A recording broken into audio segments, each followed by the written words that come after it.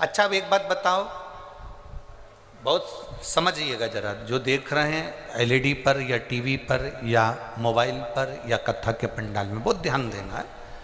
तुम्हारे आसपास वाले कितना भी बोलें चालें उठें जाएं आए, आपको उन पर ध्यान नहीं देना। 5 दिन की तो कथा ही मिली है केवल।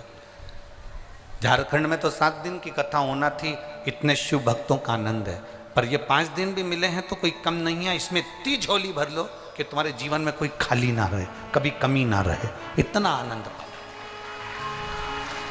अब ये शिवलिंग है, समझिएगा, ये जलाधारी है, ठीक है, समझना है। ये शिवलिंग, ये जलाधारी और ये धारी।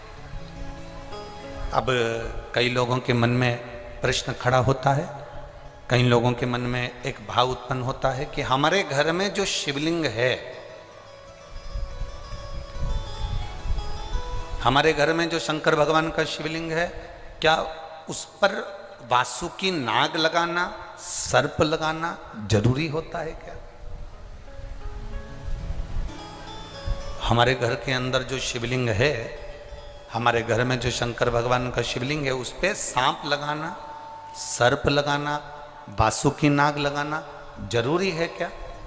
तो बहुत सावधानी से समझिएगा कि जो शिवलिंग होता है,